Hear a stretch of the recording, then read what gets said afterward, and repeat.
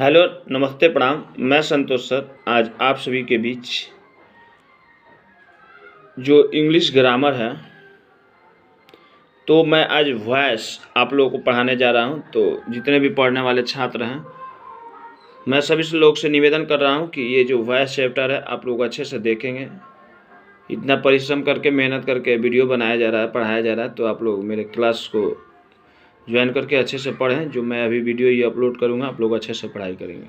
तो मैं आज आप सभी के बीच वॉइस चैप्टर लेकर के आया हूँ। बहुत सारे बच्चे जो है पढ़ने में ध्यान नहीं देते हैं, कहने पर कि इंग्लिश पढ़िए तो कहते हैं कि नहीं सर, 10th क्लास में इंग्लिश थोड़े ही ना है। तो मान लीजिए कि 10th क्लास में इंग्लिश का वैल्यू नहीं है, लेकिन वहीं से आप जब क्रॉस करते हैं, इंटर में आते हैं, तो आपका इंग्लिश मान्य हो जाता है। तो आप लोग इंग्लिश पर भी ध्यान दें। नहीं तो मान लीजिए बेसिकली आपका ठीक नहीं रहेगा, बेसिक ठीक नहीं रहेगा, इंटर में जाएंगे तो फिर दिक्कत हो जाएगा। इसलिए सब विषय के साथ साथ आप लोग इंग्लिश पर भी फोकस करें, ठीक है। तो मैं आज आप सभी के बीच वॉइस पढ़ाने जा रहा हूँ। वॉइस होते कितने हैं, वॉइस का प्रकार कितना होता है, तो इन सब के बारे में मैं अभी आप सभी को बताने जा रहा हूँ। तो आप लोग ध्यान से देखेंगे, ठीक है। प्रिपरेशन स्टडी संतोष सर के क्लास में देखिए वॉइस है। वॉइस मान लीजिए, देखिए कह रहा है किसी वाक्य में प्रयुक्त वर्ब का वह रूप है जो यह दिखाता है कि या तो कर्ता कुछ करता है या स्वयं कर्ता पर ही कुछ घटित होता है, उसे वॉइस कहते हैं। मतलब कर्ता कह रहा है कि कर्ता किसी वाक्य में प्रयुक्त वर्ब का वह रूप है जो यह दिखाता है कि या तो कर्ता कुछ करता है या स्वयं कर्ता पर कुछ करने का घटित किया जाए। मतलब आप जो कुछ कार्य कर रहे हैं और या तो आपको कुछ काम करने के लिए कहा जा रहा है। समझ में आ रहा है ना बेटा? तो वही चीज़, तो वही कह रहा है कि वॉइस होते कितना है। तो वॉइस जो होते हैं दो होते हैं, एक होता है एक्टिव वॉइस, एक पैसिव वॉइस, ठीक है। एक्टिव वॉइस, एक पैसिव वॉइस, ठीक है, दो होते हैं। तो वही चीज़ कह रहा है कि एक्टिव वॉइस और पैसिव वॉइस। तो मैं पहले आप लोग को एक्टिव वॉइस के बारे में बता रहा हूँ, ठीक है ना। तो एक्टिव वॉइस के बारे में पहले आप लोग हिंदी में सीख लें, उसके बाद इंग्लिश में इसका बताऊंगा, ठीक है ना। इसका इंग्लिश में कर दूंगा। हिंदी इंग्लिश इसलिए बता रहा हूँ कि आप लोग को दोनों समझ में आ जाए। कह रहा कि यदि किसी वाक्य का कर्ता क्रिया का संप्रदान करता है, मतलब कि जो कोई वाक्य जो है जो क्रिया का क्या करता है, संप्रदान करता है, तो उस वाक्य में प्रयुक्त वर्ब को एक्टिव वॉइस कहा जाता है, ठीक है। एक्टिव वॉइस कहा जाता है। यदि किसी वाक्य का कर्ता क्रिया का संप्रदान करता है तो उसे उस वाक्य को हम लोग एक्टिव वॉइस कहते हैं, ठीक है ना। वही चीज़ जब हम वही कर रहे हैं, a verb is said to be in the active voice when it's from so that the person our thing, ठीक है, denoted by the subject does something, ठीक है। इसका इंग्लिश हुआ, ठीक है ना। अब आते हैं पैसिव वॉइस में। पैसिव वॉइस क्या है, पहले इसका मैं इंग्लिश बता रहा हूँ, उसके बाद आप लोग को हिंदी बता रहा हूँ, उसके बाद आप लोग को इंग्लिश बता दूंगा। यदि वाक्य का कर्ता सक्रिय नहीं है, मतलब कोई वाक्य जो है उस वाक्य का कर्ता सक्रिय नहीं है, ठीक है ना, सक्रिय नहीं है, तो क्रिया का संप्रदान नहीं करता है। तो क्रिया का संप्रदान नहीं करता है, क्या नहीं करता बेटा, संप्रदान नहीं करता है, ठीक है, बल्कि क्रिया उसी पर संपादित होती है।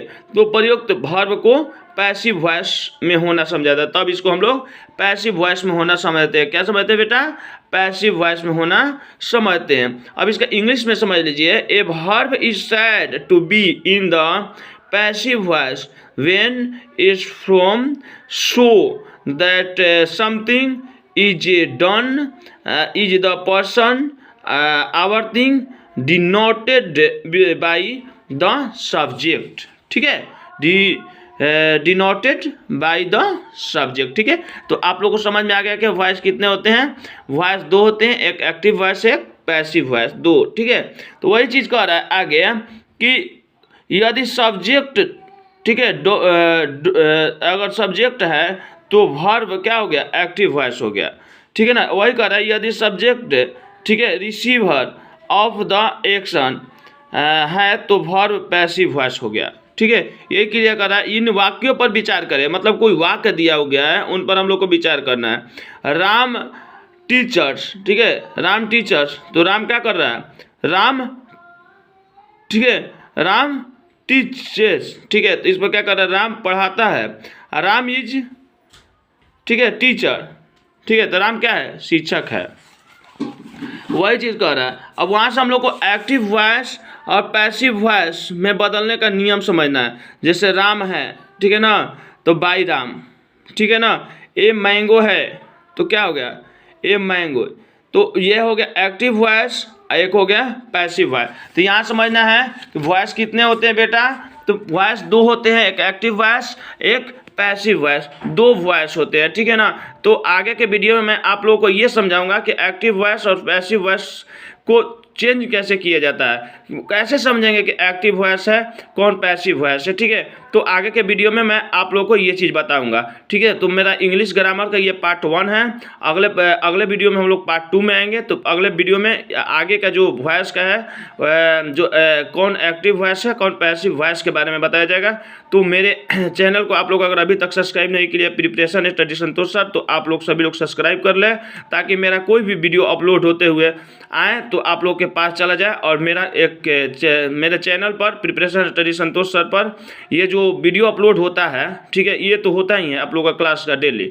उसके बाद डेली शाम 7:30 बजे लाइव क्लासेस भी चलता है प्रिपरेशन स्टडी संतोष सर पर। तो आप सभी जितने भी पढ़ने वाले छात्र हैं, ठीक है ना, 4 to 10 तक जितने भी पढ़ने वाले छात्र हैं, सभी लोग मेरे क्लास को सब्सक्राइब कर लें प्रिपरेशन स्टडी संतोष सर, ताकि आप लोग के पास वीडियो जाते ही आप लोग के पास चला जाए और अच्छे से आप लोग पढ़ाई करें। और लाइव क्लासेस भी 7:30 बजे करें। आप लोग को फ्री, मतलब बिना कोई शुल्क का आप लोगों को क्लास दिया जा रहा है, ठीक है। आप लोगों को पढ़ने के लिए क्लास दिया जा रहा है। मैं अपना एक बैच मेरा 5:30 बजे से लेकर 7:30 बजे तक क्लास चलता है, लेकिन 7:30 से 8:30 भी चलता है। लेकिन मैं 7:30 से जो 8:30 मेरा बैच चलता था, उसको मैं 6:30 से 7:30 में ही मिक्स कर दिया हूँ, दोनों बैच।